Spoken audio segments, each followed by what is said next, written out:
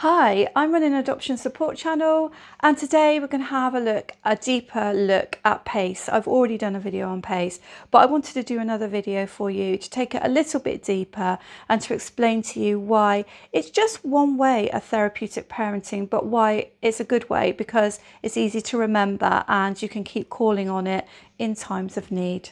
So PACE parenting, as I said, is just one way of therapeutic parenting, but it's a way of being able to remember what you need to do when you get to a difficult situation.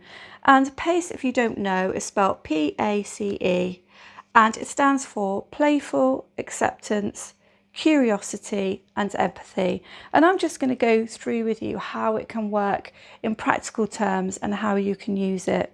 If you think some of us can be serious sometimes, I know I can be. Sometimes I look back on my videos and think, oh, lighten up, Nyree.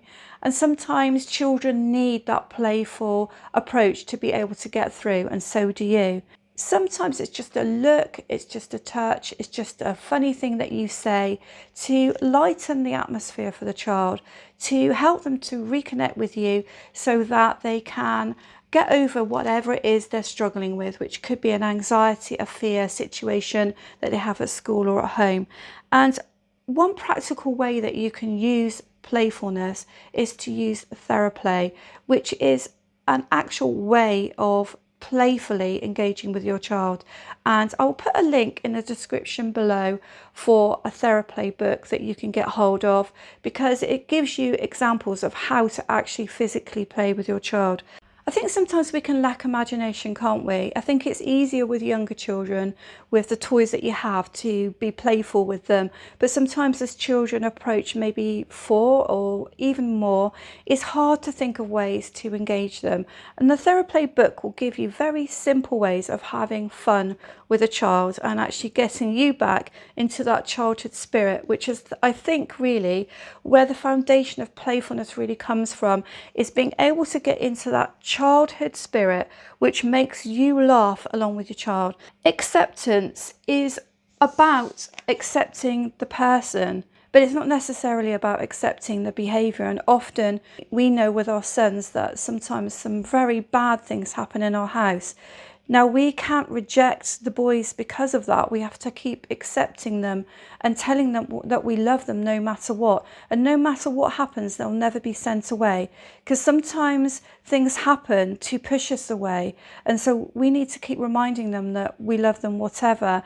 But we don't love what they've just done. We don't accept what they've just done. We don't accept a hole in the wall. We don't accept somebody being hurt. We don't accept any of that, but we still accept them. And it's digging deep, isn't it, into separating those two things out, which can be almost impossible sometimes. At the end of the day, it's about keeping short accounts with your child and not being angry for too long. No parent can honestly not get angry when something major happens in the house or something very upsetting, but it's about keeping short accounts. I'll put a link for attunement in the video. Sometimes a child will know that you accept them by the fact that you just go and give them a cuddle. I know that really works for our youngest son when he's done something major even. And I do mean major, then just having a cuddle will help him. And actually he said recently that having a cuddle when he's going off into a rage actually helps him right in the middle of it as well. And we've been trying to practice that. But acceptance can happen immediately. It's not something you have to make your child wait for. And I think those of us who are older or ancient know that the way that we were parented would have been very different from that. Yes, there has to be consequences for what children do. You can't just let them think that it's okay to do things to hurt other people and there'd be no consequences. But I think it's about giving the consequences, and then it's still about accepting the child back into the fold while those consequences are happening. Curiosity has often been the most helpful one for me in our family life, because as I said before in some of my other videos, my oldest son particularly doesn't really speak very much. He doesn't say a lot. And it's up to us to second guess what might be the issue, what might be the problem. Now, the problem with doing that can be that we might be wrong and they might tell us that we're right, and so we never actually get to the bottom of it. But in my experience, most children, fostered or adopted, will generally tell you if you're wrong and you're not on the right lines. So I just want to give you a quick example. This hole in the wall that got kicked in my son's bedroom, he kicked his wall in. It was possible to assume that it was because he was going to school the next day and he's had holiday time, and that would normally be what the issue was. But throughout the day I'd seen a few other signs of other things that were going on with him, and for me, I didn't think it was that. So I needed to sound him out and be curious, and I said to him, I think it could be this. It could be school, but actually what I think it was is that you didn't want to come off your laptop, you didn't want to go out for lunch, and then when we got there, the garden was small, so you couldn't play football. I was doing all this guessing and just hoping that I was on the right lines because I didn't know. And when I said it could be going back to school, he didn't answer me. And normally if it is going back to school, he'll say, yes, it's going back to school. So we hit on it. But it needed me to ask a lot of questions. And don't be afraid if you have an adopted child that is maybe more complex in emotional standing or character, to keep asking the questions and just waiting to see what they say, because normally they will give you a little bit of a lead to give you some idea whether you're in the right direction or not. Empathy is the one that I find the most difficult to carry out, because empathy requires somebody to really put themselves into somebody else's shoes. And to be fair, my adult children have definitely put me in my place when I felt really exhausted over parenting both boys, and they've reminded me, don't forget what they've come from, mum. And as you go on with adoption, you do sometimes forget what they've come from, because you want to have a normal adopted family life. They're just your sons, they're not your adopted sons, they're not adopted children anymore, they're just part of your family. And so actually it's really great that you start to forget what they've come from, because it just means they're living a normal life. However, a lot of the behaviours that happen are because of what they've come from, and sometimes I find myself trying to normalize things when actually I can't.